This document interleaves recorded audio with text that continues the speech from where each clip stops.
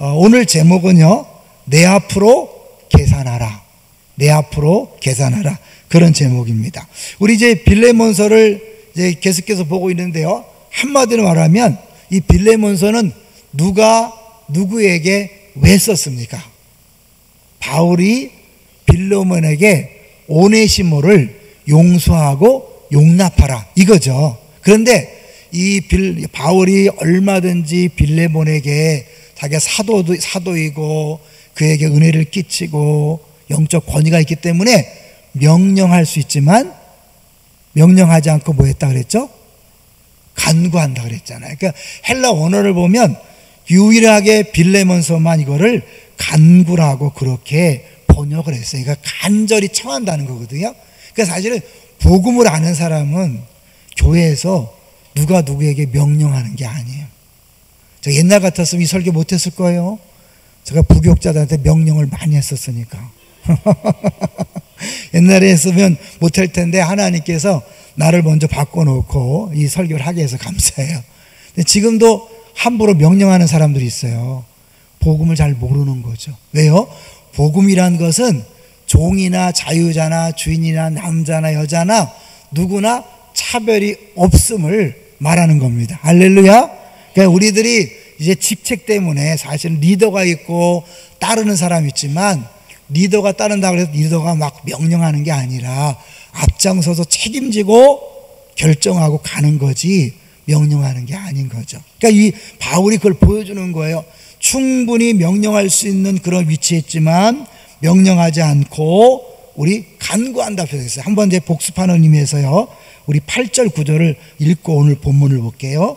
8절 9절 시작. 이러므로 내가 그리스도 안에서 아주 담대하게 내게 마땅한 일로 명할 수도 있으나 도리어 사랑으로서 간구하노라.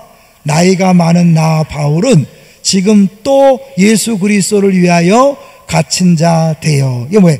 마땅한 일로 명할 수 있으나 간구하노라. 10절도 또 나오죠. 간구라는 말이. 한 번 더 볼게요. 시작. 갇힌 중에서 낳은 아들 오네시모를 위하여 내게 간구하노라. 뭘 간구하는 겁니까? 제발 받아줘라. 뭘로 받아주라는 거예요? 자, 이제 17절 보겠습니다. 17절 시작. 그러므로 내가 나를 동역자로 알진대 그를 영접하기를 내게 하듯하고. 네가 나랑 동역자인 거 너 알고 있지? 그렇다면 이제 이 오네시모를 내 사신으로 보낸다. 내 신복이고 나의 한 일부분으로 그렇게 여기고 나를 대하는 것처럼 대하라는 거죠. 이게 사실은요, 이 성경 전체에 나오는 바울이 이 직장 생활하고 사업하고 하는 사람한테 하는 거잖아요. 모든 주인을 대하되 누굴 대하는 것처럼? 주님을 대하는 것처럼. 우리가 사실은 가게에서 어떤 일을 하든 사업장에서 어떤 일을 하든 교회에서 어떤 일을 하든 모든 사람을 주님을 섬기는 마음으로 하라는 거죠. 동의하십니까? 이게 억지로 내가 종으로서 주인을 섬기는 거지만 억지로 외모 마음으로 하지 말고 마음을 다해 살아는 거예요. 사실 이 바울이 명령하면 빌레몬이 들을까 안 들을까요? 듣죠. 그런데도 불구하고 이렇게 간구하노라 간절하게 이야기하는 건 뭐냐면 억지로 하는 게 아니라 자발적으로 기뻐서 감사함으로 사랑하는 마음으로 해야 하나님이 기뻐 받으시기 때문이죠. 우리는 목적만 달성하면 과정은 상관없다는 세상에 살고 있어요. 근데 교회는, 하나님 나라는 목적이 좋으면 어떻게 돼요? 과정도 좋아야 돼요. 그게 고린도전서 13장이잖아요. 우리 한번 뭐 잘하는 거지만요, 한번 고린도전서 13장을 한번 보시죠. 다시 한번 우리를 점검하기 위해서 고린도전서 13장 앞부분만 볼 거예요. 1절부터 3절까지만 볼 거예요. 고린도전서 13장 279쪽 고린도전서 13장 1절부터 3절을 한번 보겠습니다. 사랑이 없으면 아무것도 아니야라고 하는데 그 앞에 나오는 내용이 뭔가를 보겠습니다. 13장 1절 시작.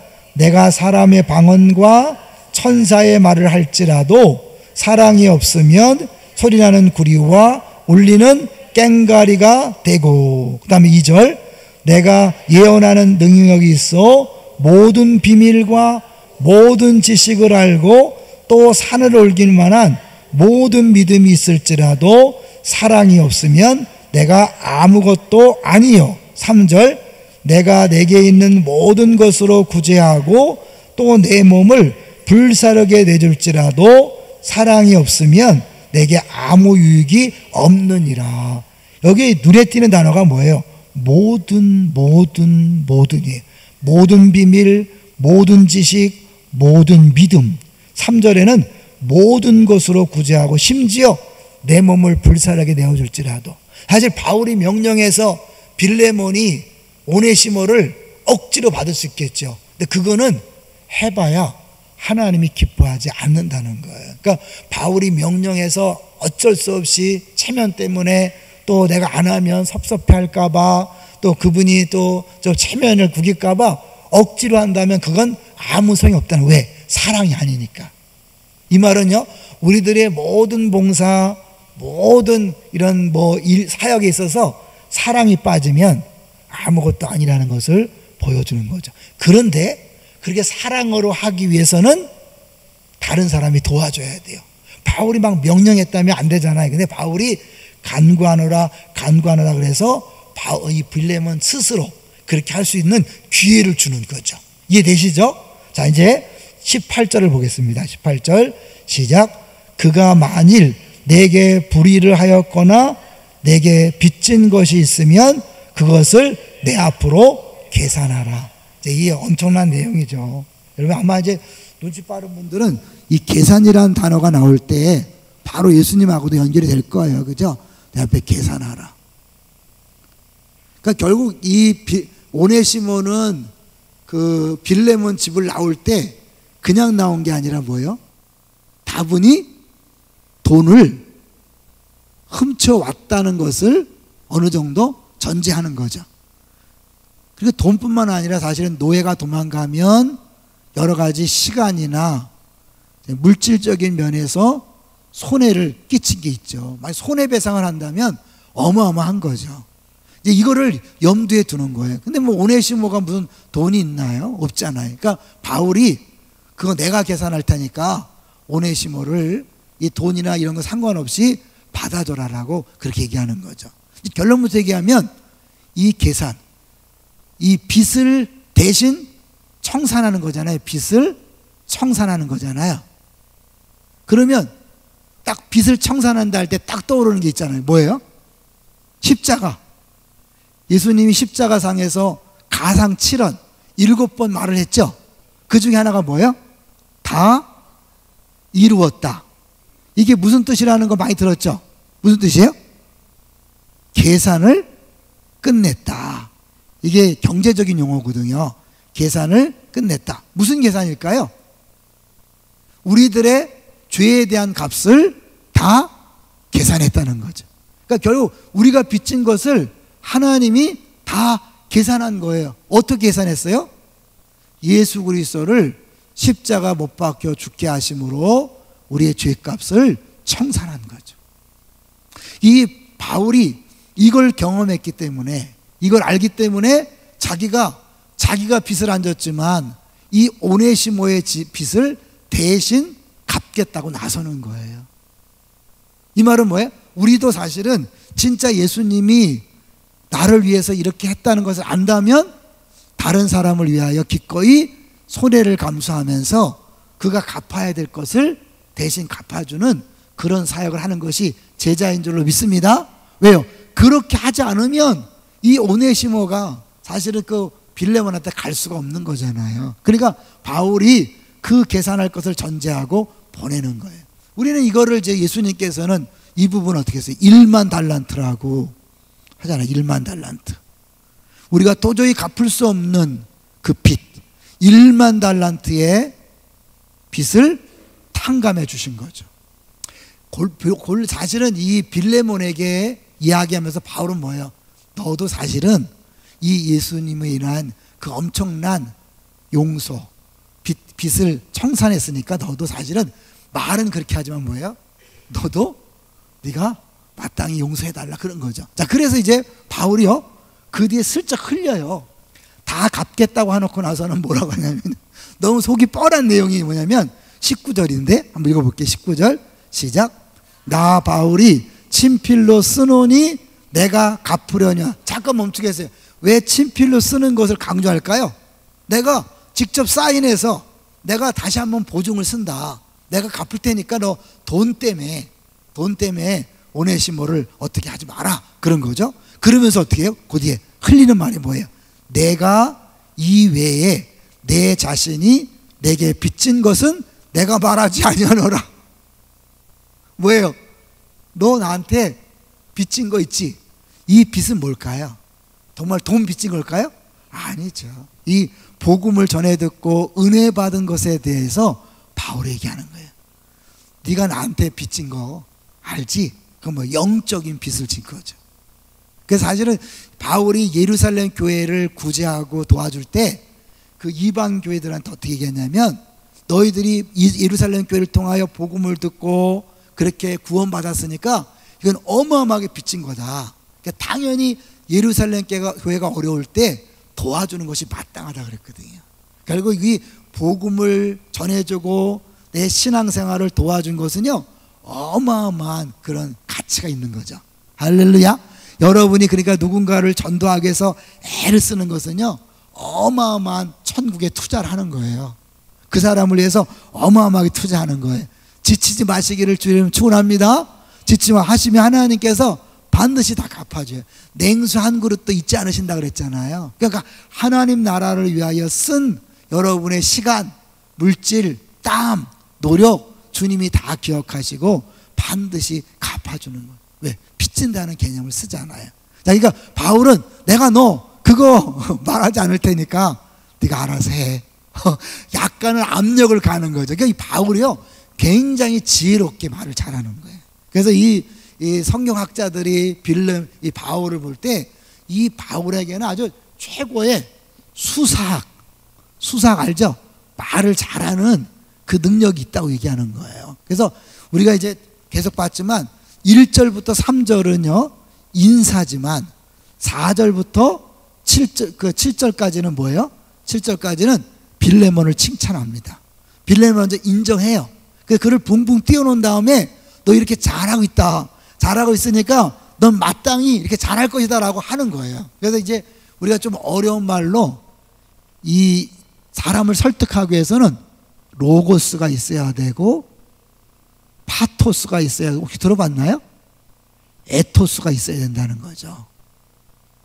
요거는 논리고 요건 듣는 사람의 마음이 움직이도록 하는 거고 이거는 이제 전하는 사람의 그 자격이나 인품이나 그 전하는 사람의 이제 호감을 얘기하는 거예요. 그러니까 바울은 먼저 이런 얘기를 이제 한 다음에 이제 마지막으로 요 에토스를 쓰는 거예요. 내가 너한테 동역자 아니냐?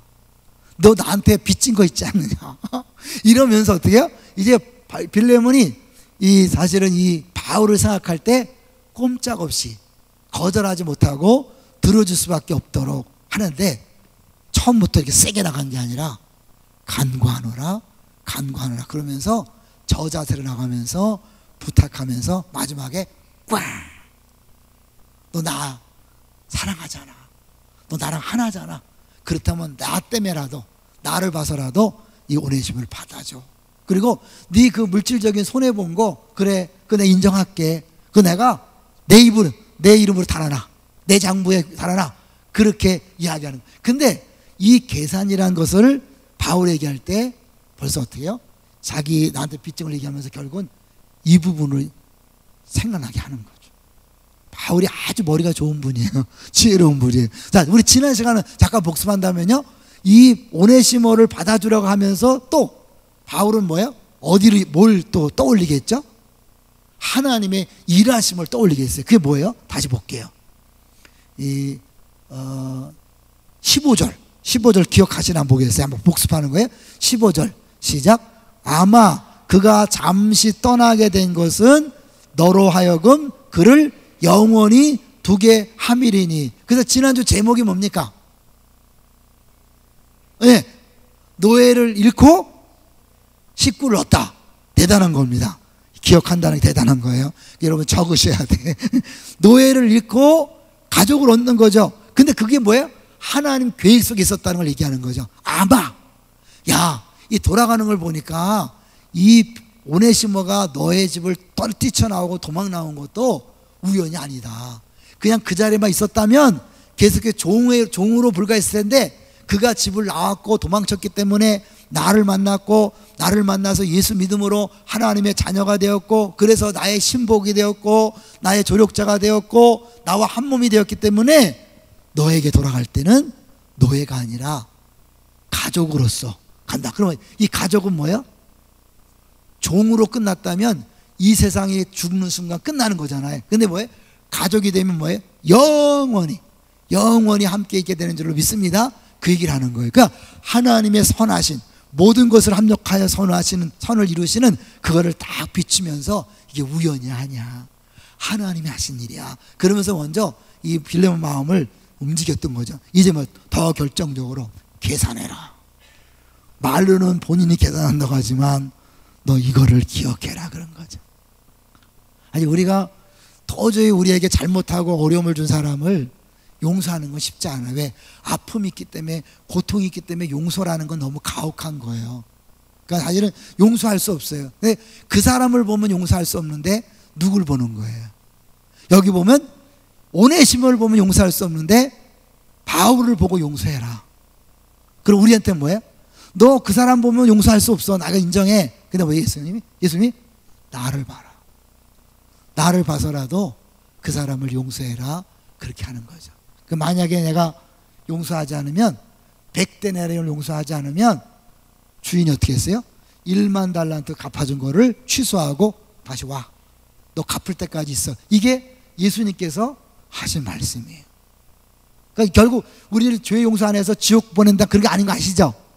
이미 한 번 예수 그리스도 피값으로 용서한 것은 변함이 없어요. 근데 우리가 다른 사람을 용서하지 않으면 하나님 앞에 내가 용서받은 기쁨이 없는 거예요. 그러니까 우리 신앙생활하면서 왜 사실은 감사 감격이 없냐면, 저도 보면요 끊임없이 사실은 이 사람을 용서한다는 게 쉽지 않아요. 순간적으로 뭐냐면 왜 저렇게 하지? 왜 저렇게 행동하지? 왜 저렇게 말하지? 너무나 많은 사람을 대하니까 그런 게 막 오는 거예요. 근데 이제 하나님 앞에서 찬송하다 보면 그래요. 야, 너는 잘났냐? 하나님 앞에서 내가 보혈을 찬송하고 십자가를 찬송하면서 네가 그 사람을 판단하는 것 자체가 넌 죄덩어리야. 이게 딱 오는 거예요. 동의하세요?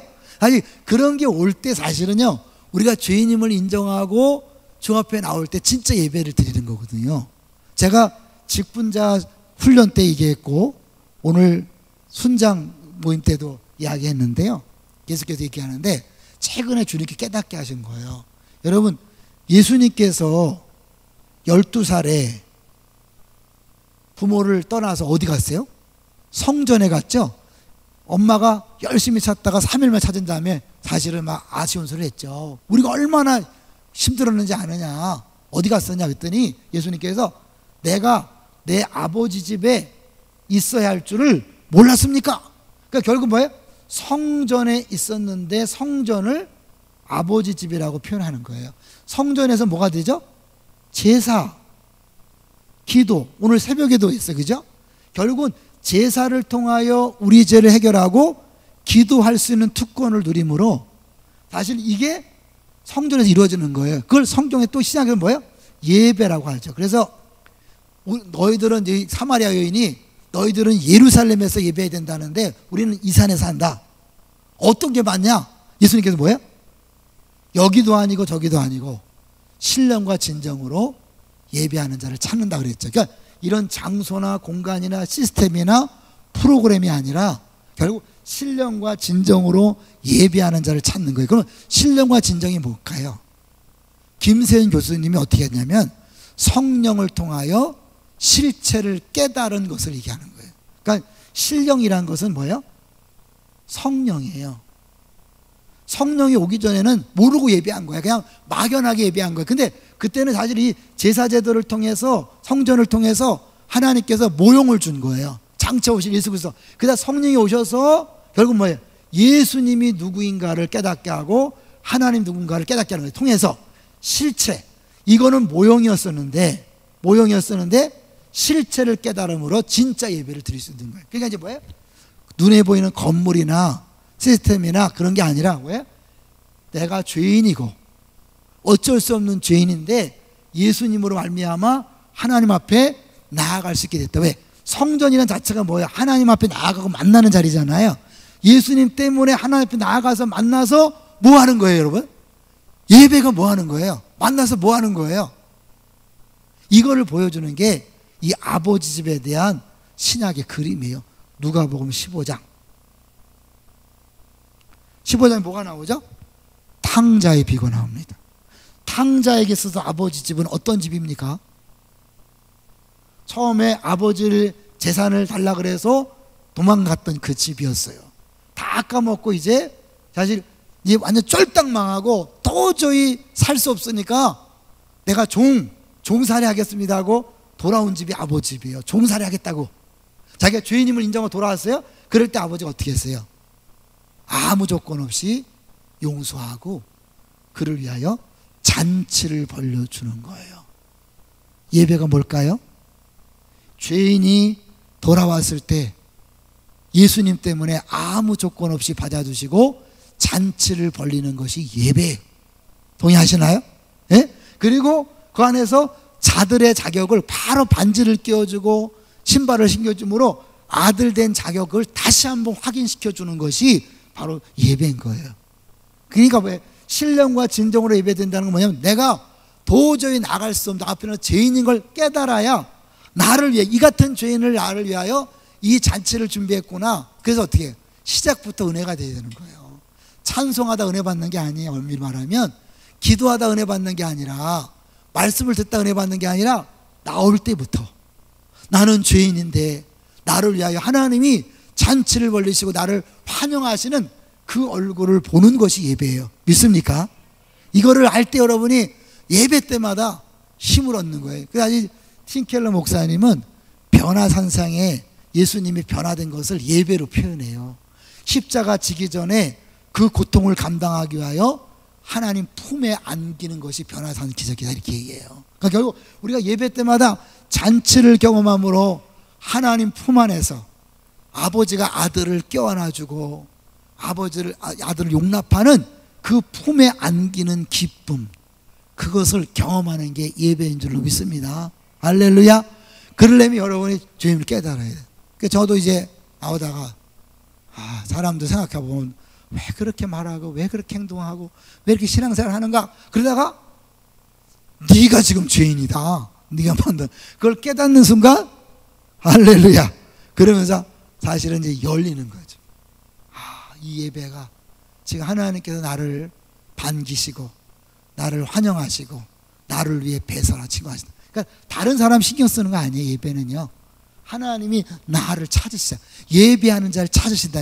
이렇게 많이 나와 있지만 다 예배하는 게 아니에요. 진짜 이걸 깨닫고 자기가 죄인임을 깨닫고 내 자격으로 나오는 것이 아니라 전적인 예수의 은혜 나온다. 그 사람을 찾는 거예요. 그 사람에게 기쁨이 있고 감사가 있고 감격이 있는 거예요. 모든 구성원들이 만약에 그런다면 어떻게 해요? 어마어마한 거죠. 제가 케냐 갔을 때요, 거기는 뭐 악기도 없잖아요. 그냥 집에서 케냐 선교사님하고 7, 8명이 모여서 예배를 드리는 거예요. 주일날. 그런데 부름받아 나서니만 하는데 얼마나 높이 나는지. 물론 선교지니까 그렇지만 여러분 악기도 없어요. 찬양도 없어요. 그러니까 7명이 앉아서 찬양하는 거야. 찬송가 부르는 거야. 눈물이 막 쏟아지는 거야. 제가 인도네시아 단기 선교 갔다가 동산교회에서 부목사 때 사회를 봤기 때문에 딱 그 모슬렘권에서 예배 마음대로 못 드리고 그런 것을 경험하다가 딱 동산교회 와서 사회자로서 찬양하라 내 영혼 하는데 울컥하더라고요. 그러니까 예배가 한참 끝나고 나서 은혜 받는 게 아니라 사실은 내가 예배 나온 자체가 나를 위한 잔치니까 그게 은혜고 기쁨이고 감사와 감격인 줄로 믿습니다. 이런 예배자가 되시길 바랍니다. 이제 이 부분인 거 사실은 우리가 늘 이 계산이란 1만 달란트 탕감받은 죄인으로서 그 탕감받은 기쁨을 날마다 예배 시간마다 경험하게 될 때 100데나리온 빚진 남편 용서할 수 있고요, 아내 용서할 수 있고, 자녀들 용서할 수 있고, 우리 시부모들 용서할 수 있고요, 우리 성도들을 용서할 수 있는 거예요. 할렐루야. 용서하는 사람이 행복합니까? 미워하는 사람이 행복합니까? 용서할 때요, 내 안에 그 사죄의 기쁨들이 넘쳐나는 거예요. 근데 그걸 우리가 못하니까 어떻게 예배 시간에 그거를 경험해야 돼. 근데 예배의 승리가 신앙생활의 승리라고 말하는 게 예배 때 그 감격을 못 누리면 절대 다른 사람 용서 못해요. 절대 사랑하지 못해. 그 예배 시간마다 사실은 우리가 그것을 경험해야 되는 거죠. 자, 이제 계산이라는 정을 해서 거기까지 왔어요. 자, 20절 볼까요? 20절 시작. 오 형제여, 나로 주 안에서 너로 말미암아 기쁨을 얻게 하고 내 마음이 그리스도 안에서 평안하게 하라. 이게 어디서 본 내용이죠? 어디서 봤어요? 자, 보세요. 앞부분에 바울이 이미 7절에서 얘기했대요. 그러니까 7절과 20절이 짝인 거예요. 자, 볼까요? 7절을 보세요. 7절 시작. 형제여, 성도들의 마음이 너로 말미암아 평안함을 얻었으니 내가 너의 사랑으로 많은 기쁨과 위로를 받았노라. 잘 보세요. 먼저 여기는 평안이 나오고 나중에 뭐예요? 기쁨과 위로가 나왔죠. 오늘 20절은 뭐가 됐어요? 20절에는 너로 말미암아 기쁨을 얻게 하고, 뭐 기쁨이 먼저 나오죠. 그 다음에 뭐예요? 그 다음에 너로 내 마음을 그리스도 안에서 평안하게 하라. 뭐가 보이나요? 히브리어 문장 구조는 이걸 키아즘이라고 하잖아요. 이렇게 순서를 바꾸면 이게 뭐예요? 같다는 걸 얘기하는 거예요. 평안이나 기쁨이나 이게 별개가 아니라. 근데 이제 뭐예요? 모든 사람들이 너 때문에 평안을 얻고 그래서 내가 기뻐했는데, 이제는 뭐예요? 너로 말미암아 내가 기쁨을 얻고, 사실은 이제 보내신 바가 평안을 얻고 모두가 평안을 얻기 원한다. 그것을 이게 양쪽에 딱 세워두고 바울이 의도적으로 이야기하는 거예요. 앞부분 왜 칭찬했는지 알겠죠? 너 그렇게 했으니까 그거 계속해서 하라. 너 잘해왔잖아. 연장선생. 근데 우리가요, 잘못하면요, 우리 식대로 구분을 해요. 그래서 내가 이제 옛날에 이래서 성도들한테는 섬기고 사랑하지만 부교육자들은 세게 했었어요. 왜냐하면 성도를 잘 섬겨야 되니까. 우리가 교육자가 현찮으면 성도를 못 섬기잖아요. 그러니까 성도를 잘 섬겨야 되는 명분 때문에 부교육자들을 막, 옛날에 그래서 사실은 힘들었어요. 근데 어느 날 하나님이 너 지금 뭐 하고 있냐? 제가 생수회관 가서 섬김에 대해서, 십자가에 대해서 강의하거든요. 셀세미나 전국의 목회자들 올 때마다 그 얘기를 하는데, 오늘 너 지금 뭐 하냐? 네가 말로는 섬김 얘기하고 사랑 얘기하면서 너 지금 부교육자들 어떻게 하고 있냐? 그게 어느 날 딱 깨달은 거예요. 몰랐다니까요. 그러니까 우리는 안에서는요, 이거는 되지만 이건 안 되는 거야. 죄송한, 난 교회에서는 잘 참는데 이상 집안 구석에 가면 못 참는다, 이런 분 있잖아. 이게 뭐냐면 따로 놀아. 여기서는 잘 되는데 여기서는 안 돼. 이 빌레몬이 다른 사람은 잘 됐지만 도망친 노예한테 하는 거 쉽지 않잖아요. 그죠? 바울이 다 같은 거다. 네가 정말 주를 사랑해서 한 거, 그것은 여기까지 연결돼야 된다라는 것을 보여주는 거예요. 여러분, 어디선 잘 되고 어디선 안 될까요? 어디선 되고 어디서 안 된다는 건 아직 복음에 붙들린 게 아니에요. 예? 결국 뭔가 가짜든지 그런 외식이든지 솔직히 하는 거예요. 근데 그거를 우리가 못 깨달아서 그런 거죠. 내가 뭐 일부러 가짜 행세를 하는 건 아니잖아요. 저도 사실은 그냥 그거를 못 깨달은 거죠. 목사도 못 깨달았고 막. 그러니까 이거는 당연히 우리들 알게 모르게 그런 틀이 있는 거예요. 그래서 이 교회를 위해서는 막 열심을 내야 된다. 그리고 어때요? 내가 장이니까 막 명령하고 이렇게 하세요. 전혀 거리낌이 없어. 말씀에 거리낌이 없어요. 왜? 우리 잘 모르는 거예요. 목사 책임이에요. 목사가 앞에 서서 사실은 목사기 때문에 나를 따르라, 목사의 말에 순종하고 목사의 비전을 따르고, 목사는 이제 설교는 성기라고 하지만 그건 별개 문제고, 그죠? 내 말을 순종하고 나를 따르는 것이 주를 따르는 것이다, 이렇게 하다 보니까 그 성도들이 그래, 말씀은 성김인데 힘을 쓸 때는 저렇게 쓰는 거구나, 알았어. 장이 되는 순간 똑같이 하는 거죠. 목사가 역시 제일 관건이에요. 동의하시나요? 여러분 동의해야 돼요. 대신에 동의하는 대신에 여러분도 그러고 있지 않은가? 여러분이 교회에서는 얘들아 조용히 해라, 집에 가서 조용히 해! 막 이러면 안 돼요.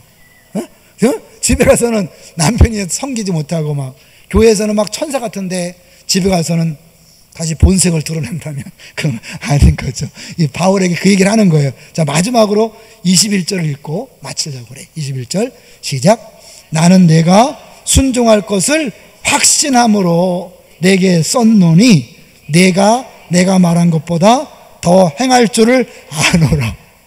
간구한다 하지만 뭐예요? 내가 의도적으로 명령하지 않는다. 왜? 네가 자발적으로 하길 원하고 네가 그렇게 할 수 있는 사람인 것을 내가 알기 때문이다. 바울은 복음을 설교할 뿐만 아니라 복음적으로 사람들을 대하고 복음적으로 사역했다는 것을 보여주는 거예요. 다시 복음이 뭘까요? 차별이 없는 거예요. 계급이 없는 거예요. 구분이 없는 거예요. 우리 교회에서 예전에요, 초창기 어떤 일이 있었냐면 동산파와 비동산파를 자기들끼리 나누는 사람이 있었어요. 교회에서는 전혀 아는데 어느 날 한 분이 얘기하는 거야. 동산파 비동산파. 이게 뭐냐면 동산교회 출신 성도들과 바깥에 온 성도들을 차별한다는 거야. 깜짝 놀랐어요. 아, 이런 생각이 있구나. 헬라파와 히브리파가 왜 문제가 됐는지 알고, 안 그랬는데도 그렇게 생각하기 때문에 그런 게 있는 거죠. 우리 안에도 알게 모르게 또 뭐 시무권사, 타교권사, 명예권사 이런 거 아니에요. 다만 행정적으로 그 질서를 위해서 하지만 어떤 것이 높고 낮고 어떤 것이 중요하고 덜 중요하고 그런 거 아니에요. 담임 목사는 귀하고 부목사는 부니까 부자니까 그게 아니죠. 목사는 귀하고 전도사는 우습고 그런 거 아니죠. 하나님이 부르신 안에서는 다 가족이고 다 동일합니다. 믿습니까? 네. 제가 만약 그렇게 못하면 슬쩍 찌르세요. 저는 잘 모르니까 우리 아내한테 얘기하면 직방으로 제가 터집니다.